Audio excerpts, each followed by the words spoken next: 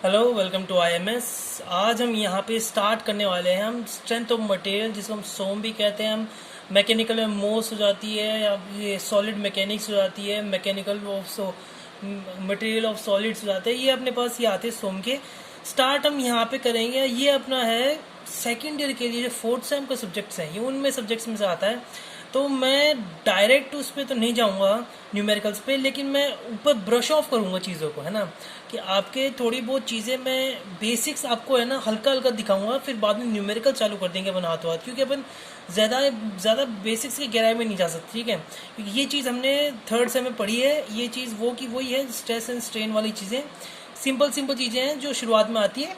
लेकिन इसमें मैं थोड़ी बहुत चीज़ें बताऊंगा ऊपर की है ना, जो मेन है, जो आगे न्यूमेरिकल जाके सॉल्व करेगी, न्यूमेरिकल में आएगी, वो चीज़ें मैं बताऊंगा।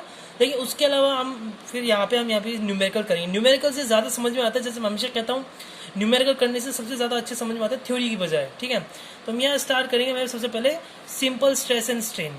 अब ये स्ट्रेस और स्ट्रेन क्या होता है? यहाँ पे स्ट्रेस होता है फोर्स डिवाइडेड बाय एरिया। अब कौन सा फोर्स कौन सा एरिया, ये भी देखता हूँ।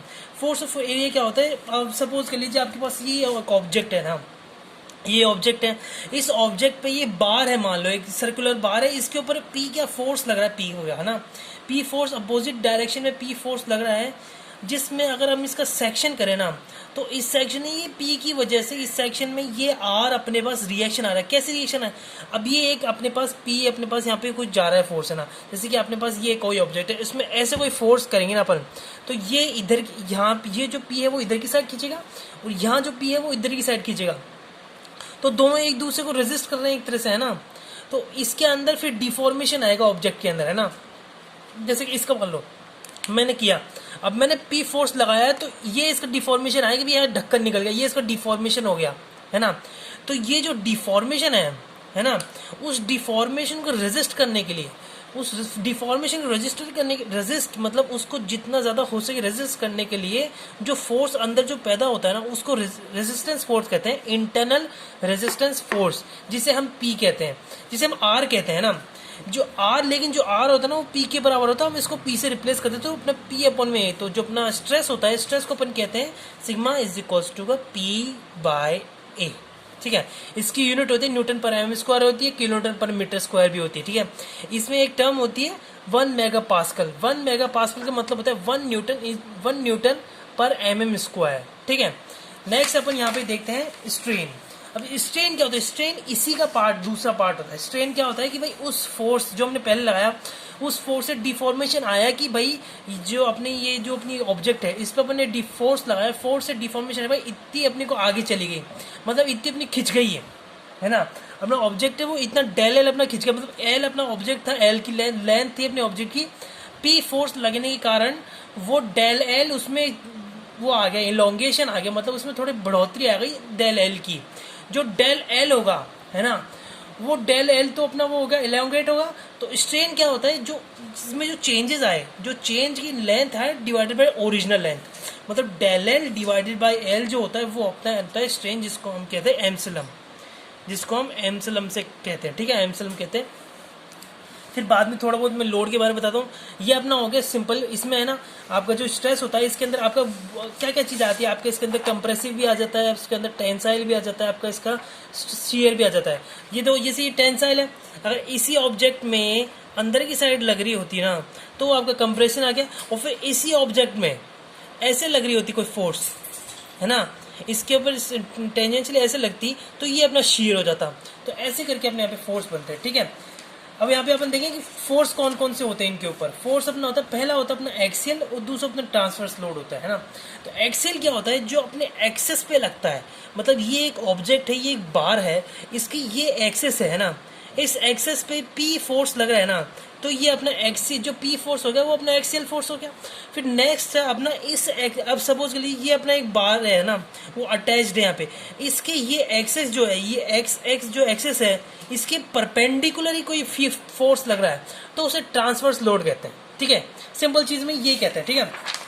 नेक्स्ट अपन देखिए prismatic bar and non prismatic bar. Prismatic bar और नॉन प्रिज्मेटिक बार होता क्या है? प्रिज्मेटिक बार वो होता है जिसमें क्रॉस सेक्शन कांस्टेंट चलता है, मतलब यहाँ पे जो साइज आपकी यहाँ होगी ना, बार की, वही साइज आपकी बार की यहाँ भी होगी, यहाँ भी होगी, कहीं भी होगी, वो वही साइज अपनी बार की। मतलब अगर आप यहाँ पे क्रॉस सेक्शन कर दो तो जो यहाँ पे क्रॉस सेक्शन करने के बाद अपनी ये साइज आई है ना, तो ये साइज जो है, ये जो साइज है वो पूरी बार में एक की एक रहेगा एरिया, ठीक है। वो होता है प्रिज्मेटिक बार, मतलब जहाँ पे कहीं भी इलोंगे, मतलब यहाँ पे ना एरिया में चेंजेस नहीं आते, वो होता है अपना कांस्टेंट रहता है टोटल एरिया, जो cross section area through out its length is constant, वो होता है अपना प्रिज्मेटिक बार, है ना। ये सर्कुलर भी हो सकती है, रेक्टेंगुलर भी हो सकती है। रेक्टेंगुलर कैसे भाई, अपनी ये हो गई अपनी बार, है ना, ये रेक्टेंगुलर, इसमें यहाँ पे ये अपनी रेक्टेंगुलर ये बार हो गई अपनी, और सर्कुलर में अपने को पता है सर्कुलर कैसी होती है, ये अपनी सर्कुलर, ठीक है ना। अब नॉन प्रिज्मेटिक बार होती है जिसमें ये जैसे यहाँ पे दिख रहा है साफ साफ कि एकदम लेंथ सीधी जा रही है, लेकिन यहाँ पे लेंथ सीधी नहीं जा रही है। यहाँ पे देखो एक तो स्टेप्ड बार हो गई, फिर ये यूनिफॉर्म वेरिंग क्रॉस सेक्शन, तो ये तो होती है जिसमें कांस्टेंट नहीं होता अपना क्रॉस सेक्शन एरिया, है ना। अपना क्रॉस सेक्शन एरिया कांस्टेंट नहीं होता ना, उसको कहते हैं अपन नॉन प्रिज्मेटिक बार, ठीक है। तो प्रिज्मेटिक बार, नॉन प्रिज्मेटिक बार। लास्ट अपना बनता है यहाँ पे कंपोजिट एंड कंपाउंड बार। अब कंपोजिट और कंपाउंड बार में फर्क क्या होता है? कंपोजिट बार वो होती है जिसमें दो जो मटेरियल होते हैं वो एक सिंगल, दो मटेरियल अलग अलग मटेरियल एक सिंगल के अंदर बने। जैसे अगर जैसे ये अपनी एक बार है, ऊपर की साइड तो यहाँ पे स्टील है और अंदर की साइड यहाँ पे कॉपर है, तो इसका अगर क्रॉस सेक्शन करें, यहाँ से इसका क्रॉस सेक्शन करें तो अपने पास ये आता है भाई, यहाँ पे कवरिंग अपनी स्टील की है लेकिन अपने पास अंदर कॉपर की है ना, तो इसको कहते हैं कंपोजिट बार। लेकिन अपने पास यहाँ पे स्पेसिफिक भाई एक चीज की स्पेसिफिक लेंथ के हिसाब से कुछ दे रखा हो ना कि भाई ये तो कॉपर है, यहाँ इतने इतने एरिया में तो कॉपर है और इतने इतने एरिया में स्टील है, तो अगर अपन इसका क्रॉस सेक्शन करें ना, इसका अपन ने क्रॉस सेक्शन किया तो अपना जो पूरा अंदर जो होगा ना वो सिर्फ कॉपर ही होगा, और इसका अपन ने क्रॉस सेक्शन ना तो टोटल अंदर तक क्या होगा, सिर्फ स्टील ही होगा। यहाँ पे क्या था, यहाँ पे स्टील और कॉपर दोनों मिक्स थे ना, यहाँ पे ऐसा नहीं है, ठीक है। तो ये होती है अपने कंपाउंड बार और ये होती है अपनी कंपोजिट बार। ये दोनों बार है ना प्रिज्मेटिक भी हो सकती है और नॉन प्रिज्मेटिक भी हो सकती है। मतलब यहाँ पे जो ये जैसे प्रिज्मेटिक है और ये नॉन प्रिज्मेटिक है, तो उल्टा उल्टा इधर भी हो सकता है, ठीक है। ऐसा होता है यहाँ पे। ये अपनी कंपोजिट और कंपाउंड बार हो गई है। नेक्स्ट अपन यहाँ पे देखिए मेन जो चीज़ अपनी है यहाँ पे यंग मॉडुलस। यंग मॉडुलस या फिर आप इसको मॉडल ऑफ इलास्टिसिटी भी कह सकते हैं। ये कहता है कि जो रेशियो होता है ना स्ट्रेस और स्ट्रेन का, उसको यंग मॉडुलस कहते हैं। मतलब स्ट्रेस ये होता है, सिग्मा अपना स्ट्रेस होता है, ये स्ट्रेस हो गया, और ये एप्सिलॉन जो होता है अपना स्ट्रेन हो गया, है ना। ये ई का ये इनका जो रेशियो होगा वो यंग्स मॉडुलस, उसको अपन कहेंगे यंग्स मॉडुलस, ठीक है। ये जो यंग्स मॉडुलस उसको कहेंगे। और जो इसकी वैल्यू जो माइल्ड स्टील के लिए जो अपने मोस्टली अपन यूज लेते हैं वो होते हैं 2 × 10⁻⁴ न्यूटन पर mm², ठीक है। यहाँ पे अपना यंग मॉडुलस बन गया। अब इसको एलिब्रेट करके अपन यहाँ पे एक फॉर्मूला बनाएंगे जो अपने प्रिज्मेटिक और नॉन प्रिज्मेटिक बार के अंदर एलोंगेशन निकालने का काम आता है, ठीक है। अब यहाँ पे देखते हैं इलोंगेशन या फिर चेंज इन लेंथ ऑफ ए बार, और यहाँ पे कोई सी बार या फिर कोई सी ऑब्जेक्ट अपनी जिसकी चेंज अपने को कैसे निकालना है ना। तो सबसे पहले यहाँ पे स्ट्रेन देखते हैं। स्ट्रेन क्या होता है? इलोंगेशन मतलब वहाँ पे इलोंगेशन का मतलब change in length. Change in length मतलब डेल एल, जो डेल एल होता है ना उसको चेंज इन लेंथ मतलब यहाँ पे अपने को ये चीज काम में लेनी है ना, ये चीज और यंग मॉडुलस काम आएगा। तो अपने ये चेंज इन लेंथ क्या होता है? Epsilon is equals to del L upon में एल, ठीक है। डेल एल अपॉन में एल होगा यहाँ पे। यहाँ पे अपने पास ये फॉर्मूला है एप्सिलॉन इज इक्वल्स टू का मतलब यहाँ पे स्ट्रेन इज इक्वल्स टू का डेल एल अपॉन में एल, है ना। अब यहाँ पे इसको इधर अपन इधर उधर कर देते हैं तो अपने पास यहाँ पे क्रॉस मल्टीप्लाई करके अपने पास आता है del L is equals to का स्ट्रेन डिवाइडेड बाय एल। ये अपना फर्स्ट इक्वेशन बन गई, ठीक है। ये अपनी फर्स्ट इक्वेशन बन गई। नेक्स्ट अपना है यंग्स मॉडुलस। यंग्स मॉडुलस क्या बोलता है? आपने रेशियो ऑफ स्ट्रेस अपॉन में स्ट्रेन, है ना, ratio of stress and strain. तो ये अपना स्ट्रेस हो गया और ये अपना स्ट्रेन हो गया। तो ई जो है इसका रेशियो होता है अपना यहाँ पे। ये ई को क्या बोलते हैं अपन? यंग्स मॉडुलस या सिर्फ मॉडुल ऑफ इलास्टिसिटी अपन इसको बोलते हैं, ठीक है। यहाँ पे ये चीज हो गई। अब इसके अंदर यहाँ पे जो डेल यहाँ पे ये अपने पास ये एप्सिलॉन है, इसके अंदर अपने को ये वैल्यू पुट कर लेते हैं। क्या वैल्यू है? एप्सिलॉन क्या कहते हैं अपने को? डेल एल अपन में एल। तो हमने यहाँ पे डेल एल अपन में एल पुट कर दिया, यहाँ पे अपन ने डेल एल अपन ने एल पुट कर दिया। अब यहाँ पे क्रॉस मल्टीप्लाई करते हैं भाई, इसको यहाँ पे और इसको यहाँ कर देते तो हमारे पास ये बन जाती है एक, है ना। तो यहाँ पे ये बन गई। अब इसके बाद अपन जो एल है उसको यहाँ ले जाएंगे, तो अपन एल इसको यहाँ लगा तो यहाँ पे sigma multiply by L divided by E. अब जो सिग्मा है उसका अपने पास क्या होता है, सिग्मा स्ट्रेस होता है अपना, और स्ट्रेस को अपन क्या कहते हैं, पी बाई ए, मतलब फोर्स डिवाइडेड बाई एरिया। तो फोर्स डिवाइडेड बाई एरिया, तो इसको अपन यहाँ पे खोलेंगे तो अपने पास लास्ट फाइनल फॉर्मूला बन के आएगा, वो है एलोंगेशन के लिए del L is equal to P upon में A L by E, P L upon में ए ई, ठीक है, या ये भी कर सकते हैं, ठीक है। तो ये अपना होता है लास्ट फाइनल अपना फॉर्मूला बन के आता है एलोंगेशन, मतलब चेंज इन लेंथ के लिए। अब इस बेस पे अपन यहाँ पे दो न्यूमेरिकल भी करेंगे, पहला अपना प्रिज्मेटिक, दूसरा अपना नॉन प्रिज्मेटिक, अपने दो न्यूमेरिकल अपने पास यहाँ पे। सबसे पहले अपन यहाँ प्रिज्मेटिक कर रहे हैं, इसमें हमें यहाँ पे फ्री बॉडी डायग्राम की जरूरत पड़ती है, ठीक है। जहाँ भी तीन आ गए ना, चाहे वो प्रिज्मेटिक हो चाहे नॉन प्रिज्मेटिक हो, जहाँ भी तीन आ गई अपने पास सेक्शन, मतलब वहाँ पे फ्री बॉडी डायग्राम की जरूरत अपने को वहाँ पे पड़ेगी, ठीक है। सबसे पहले अपन यहाँ पे प्रिज्मेटिक बार देखेंगे। प्रिज्मेटिक बार यहाँ पे कुछ ऐसी है कि यहाँ पे calculate in change in length of an object shown in figure, ये अपने पास फिगर है, इसमें चेंज इन लेंथ निकालनी है, मतलब अपने यहाँ पे क्या निकालना है, अपने को डेल एल निकालना है, ठीक है। अपने पास ई दे रखा है, अपने पास ई की वैल्यू दे रखी है, कितनी दे रखी है, 2 × 10⁻⁴ न्यूटन पर mm स्क्वायर, ठीक है। और ए अपना क्या है अपने पास 400 mm स्क्वायर, अपने पास ए अपने पास यहाँ पे 400 mm स्क्वायर। अब क्या करें, यहाँ पे एरिया अपने पास है, मतलब यहाँ पे सबका ये पूरा constant area, cross section area constant है हर जगह, है ना, और ई की वैल्यू कांस्टेंट है पूरे में, ठीक है। मतलब यहाँ पे अब इसका free body diagram, free body diagram क्या होता है, हम यहाँ पे हर एक सेक्शन को हम यहाँ पे अलग अलग कर देते हैं, ठीक है।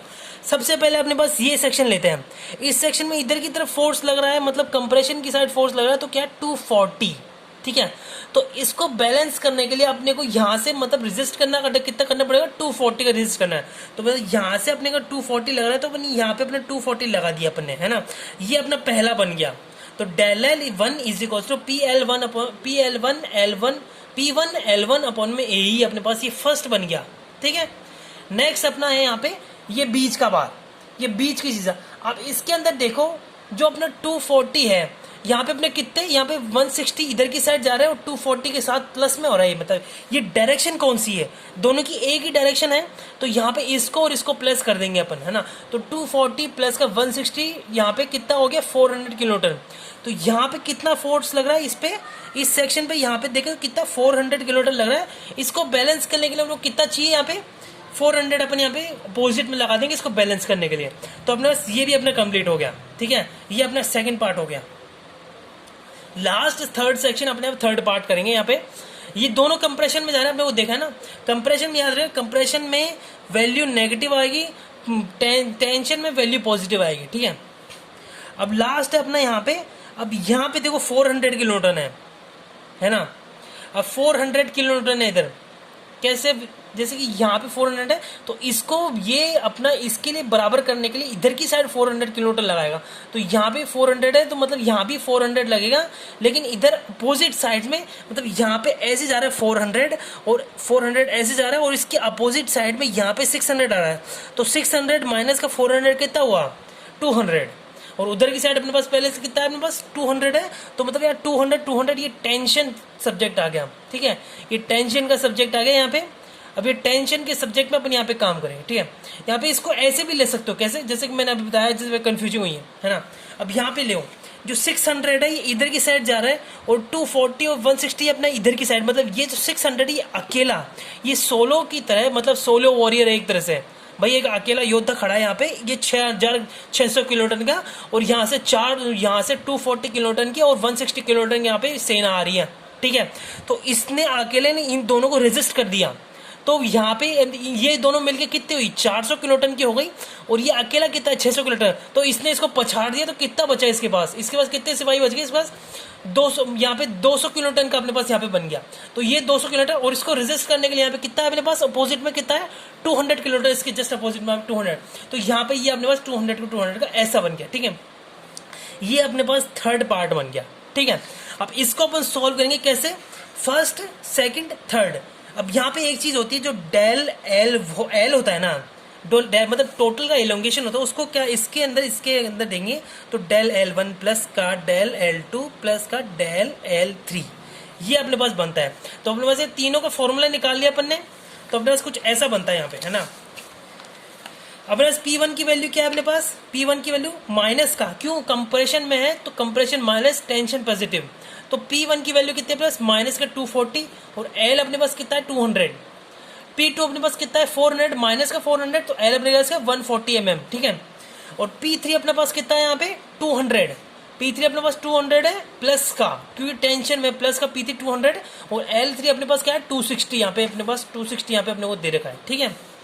ये हो गया।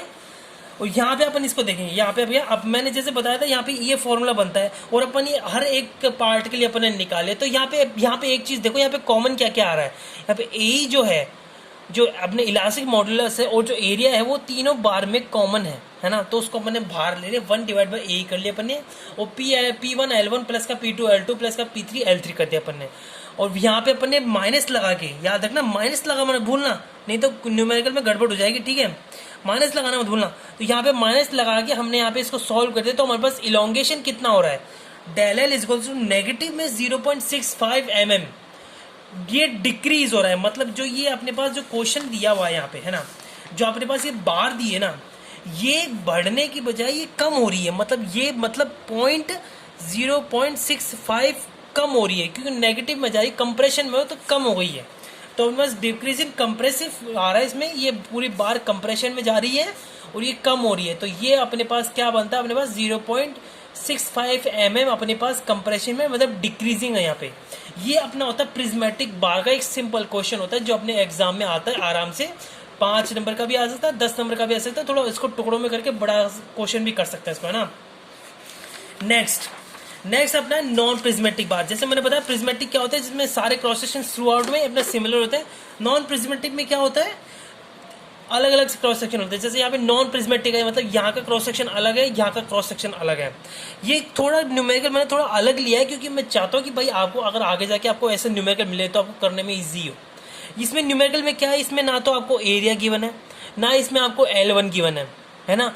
इसमें आपको निकालना क्या है, इसमें सेपरेटली आपको डेल L1 और डेल L2 सेपरेट निकालना है। और बस डेल L मतलब टोटल का जो इलोंगेशन है वो 28 mm अपने को टोटल इलोंगेशन दिया हुआ है।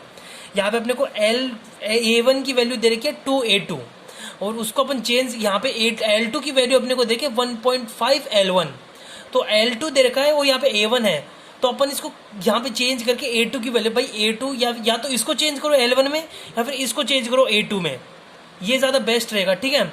ऐसा अपन ने किया, तो यहाँ पे A2 की वैल्यू ले ली और L2 की वैल्यू ले ली, इससे क्वेश्चन सिंपल आ जाता है, ठीक है, सिंपल हो जाता है क्वेश्चन यहाँ पे, है ना। अब सॉल्यूशन करेंगे अपन यहाँ पे। सॉल्यूशन में अपने को पता है क्या निकालना है, डेल L1 और डेल L2 निकालना है, मतलब इन दोनों के अंदर कितना कितना एलोंगेशन हुआ है वो अपने को निकालना है।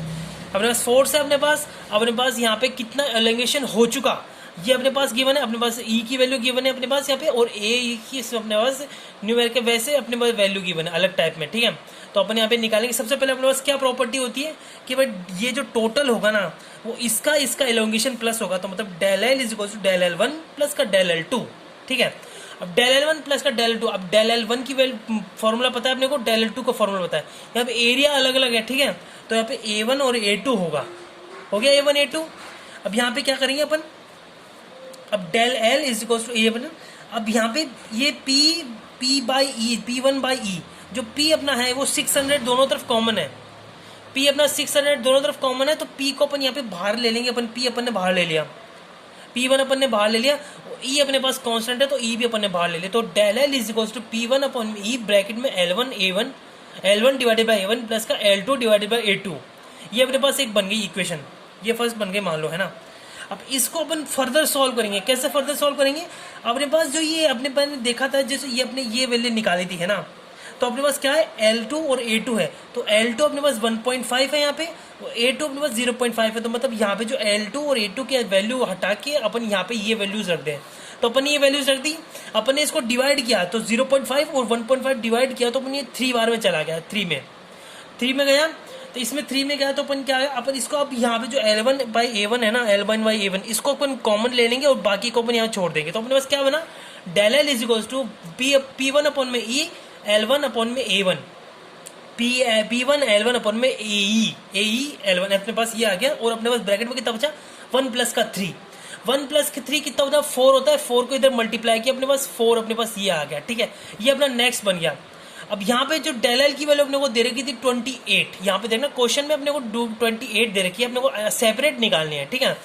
तो अपन यहाँ 28 दिए, इसको यहाँ पे अपन डिवाइड करेंगे, 28 में डिवाइड करेंगे, जो अपना ये है या अगर ध्यान से देखो इसको अगर अपन ध्यान से देखें तो ये क्या बन रहा है, P1L1 डिवाइडेड बाई EA1। ये फॉर्मूला बन रहा है किसका, डेल L1 का। भाई अपन यहाँ पे देखो डेल L1 का क्या फॉर्मूला है और यहाँ पे क्या फॉर्मूला है, दोनों सिमिलर है फॉर्मूला। तो मतलब यहाँ अपन इसको रिप्लेस कर सकते हैं, अपन रिप्लेस कर दिया यहाँ पे डेल L1। तो डेल L1 की वैल्यू इसका डिवाइड करें तो 7 mm अपने पास यहाँ पे डेल L1 की वैल्यू आती है। तो डेल L1 ये फर्स्ट हो गया अपने पास। अब ये डेल L1 की निकल गए। अब जो प्रॉपर्टी मैंने पहले बताई थी, but del L1 is equal to del L1 plus का डेल L2 है ना। तो अपने पास यहाँ पे डेल L की वैल्यू है अपने पास यहाँ पे डेल L1 की वैल्यू आ गई। तो डेल LD क्या निकालेंगे अपन, यहाँ पे इसको पुट करेंगे और इसे माइनस करेंगे। 28 इज इक्वल टू 7 प्लस का डेल L2। तो यहाँ पे इसको 7 को इसे माइनस करेंगे तो अपने पास डेल L2 कितनी वैल्यू आ गई, 21 mm। मतलब यहाँ डेल L2 की वैल्यू अपने पास 20, मतलब यहाँ पे डेल मतलब जो ये बार है इसने तो 7 mm का इलोंगेशन किया और इसने कितना किया, 21 mm का इसने इलोंगेशन किया। तो ये अपने पास बनता है यहाँ पे, ये अपने पास बनता है नॉन प्रिज्मेटिक के अंदर चेंज ऑफ लेंथ। और क्वेश्चन ऐसे ही बनते हैं। ये फॉर्मूला याद कर लो भाई, अपना जो ये फॉर्मूला है ना, ये del L is equals to PL upon में AE। ये जो फॉर्मूला है ना, ये प्रिज्मेटिक नॉन प्रिज्मेटिक सब में कॉमन है। बस यहाँ पे है ना वैल्यूज में ऊपर नहीं जा। जो प्रिज्मेटिक होता है उसमें ये कॉमन होता है, और जो नॉन प्रिज्मेटिक होता है ना उसमें ये जो नॉन प्रिज्मेटिक होता है उसमें सभी अलग अलग होते हैं। ठीक है, अब ये आज के लिए तो अपन इतना किया कि यहाँ पे अपन है ना प्रिज्मेटिक और नॉन प्रिज्मेटिक सिंपल न्यूमेरिकल के लिए जो अपने एग्जाम में आते हैं, ये एग्जाम में आपको घुमा फिरा के दे सकता है। तभी मैंने आपको पहले ही ये न्यूमेरिकल करा दिया। ठीक है, यही चीज आपकी सेम टू सेम एग्जाम में आएगा आराम से। 10 नंबर का है भाई, 10 नंबर का मटेरियल है, बहुत सिंपल मटेरियल है, कोई दिक्कत की बात नहीं, आराम से हो जाएगा। ठीक है, तो आज हम यहाँ पे अपनी वीडियो खत्म करते हैं। नेक्स्ट वीडियो में अपन यहाँ पे और नेक्स्ट अपन इसका नेक्स्ट टॉपिक लेके आएंगे। Thank you very much.